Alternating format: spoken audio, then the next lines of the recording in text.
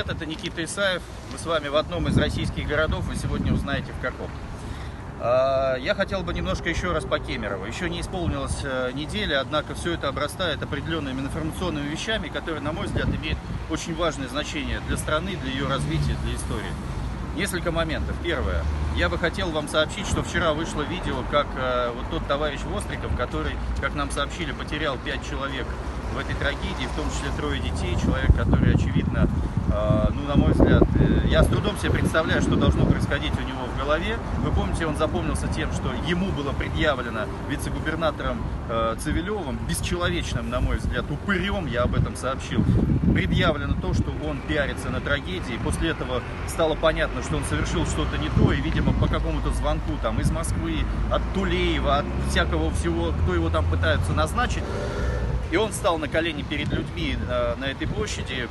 Ну, мне кажется, это не особо было воспринято, потому что встал он для того, чтобы удержать власть вот над такими Востриковыми, которые готовы, наверное, это обстоятельство принимать. И сегодня этот Востриков принял это обстоятельство. Сегодня, вернее, вчера вечером этот Востриков дал интервью различным телеканалам, в которых он просто резко поменял свою позицию. Это не был тот человек, который потерял 5 людей. Это не был человек, который был на площади и возмущался и требовал от власти ответа. Это был человек, который сказал, что ни в чем не виновата власть. Это пожарная безопасность, это стрелочники, это майданщики, которые пытались раскачать конфликт, увели нас куда-то в сторону и так далее.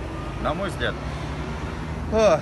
ну, я в другом случае бы сказал, что это позорище, но оценивать человека, который потерял самых близких людей, наверное, мы не имеем права. Это очень важная вещь. Я считаю, что власть здесь должна очень серьезно задуматься. Если вот это делал человек искренне, то даже этого нельзя ему давать делать, потому что он таким образом подставляет власть.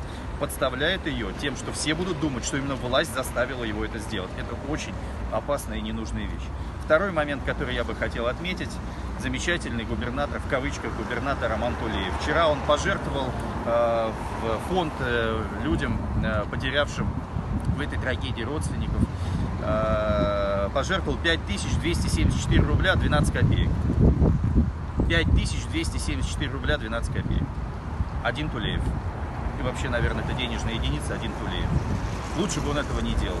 Я вчера написал об этом пост. Я не знал, что сказать по этому поводу. И сейчас даже не знаю, что вам сказать. Сами делайте выводы на этот счет. Этот человек продолжает работать. Власть считает, что он не виноват. 64 человека погибло. Власть считает, что он не виноват.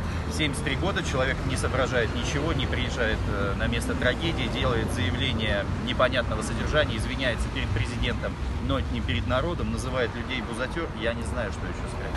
Этот человек не виноват. 5274 рубля 12 копеек.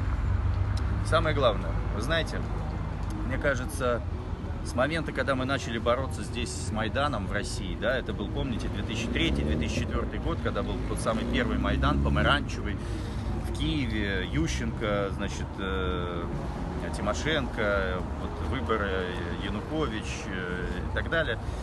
Мы так испугались, видимо, вот того Майдана и начали создавать движения наши, создавать различные молодежные организации и так далее, которые были необходимы для того, чтобы бороться с этим.